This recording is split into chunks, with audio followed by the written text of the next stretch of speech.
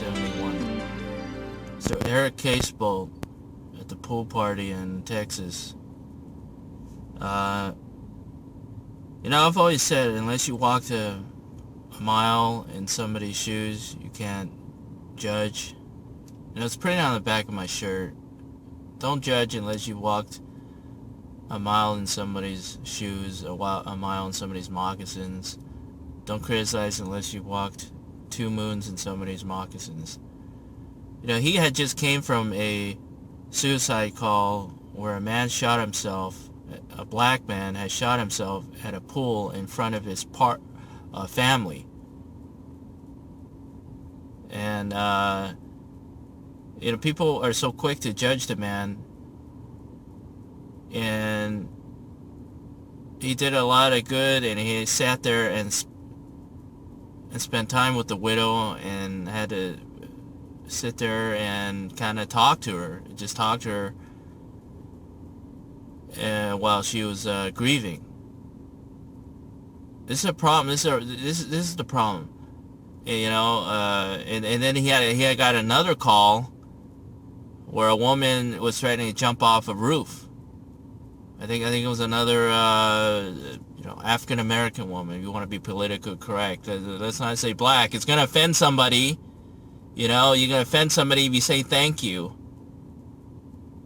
It's like I seen this a couple of movies about enough. If people act. I'm one of his subscribers, and I guess he hasn't subscribed to me, but gimme. It's always, you want equality, and it's like the people in the U.S. Oh, how can I say something without actually not saying it to, he's a racist or he's a bigot. We can't speak our minds without being accused of something. I'm talking about the African Americans in this country. They want to say,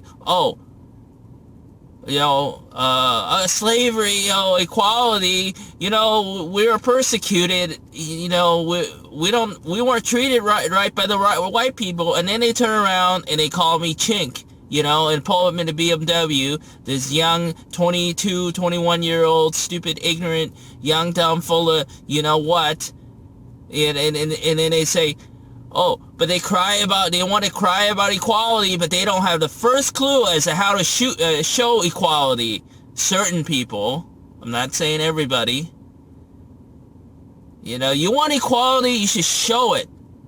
Same thing with the pool party. Why are they over there causing some people causing a bunch of commotion, and they're not even supposed to be there? So you want to be treated right? You show respect for people.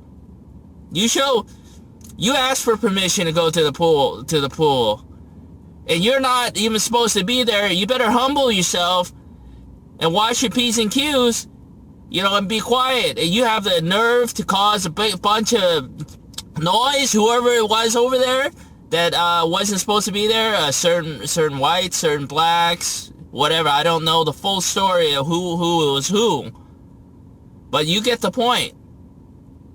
If you're not supposed to be there, don't act arrogant and flamboyant and pretentious and act like you know it all and smug. And then somebody's gonna know, there's always gonna be a complainer, of course. They think, are you that stupid to know you're stupid? If you're gonna act like that, don't you think somebody's gonna go call 911 and complain? And then this is the stuff that happens. You get an emotional police officer.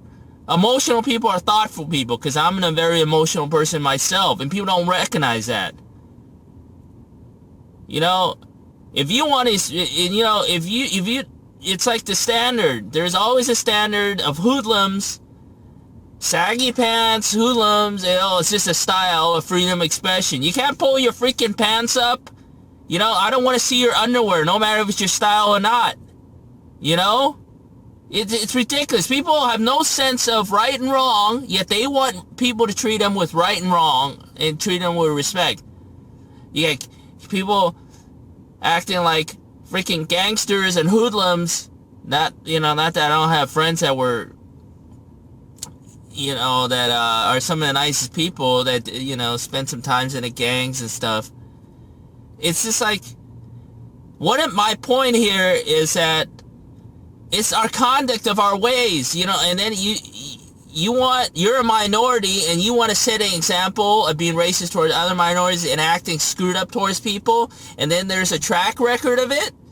Then the cop knows that, you know, it's common knowledge, certain, you know, like my own people, you know, drive lowered Hondas, and then they're you know, some of the gangbangers. I had some Asian guys I don't know what, they're Chinese, Vietnamese, at a you know, at a bay, like out here that's by the ocean, and they came out here on a Saturday and drove, like there's a pack of them, like 25 of them, and they were rude as heck.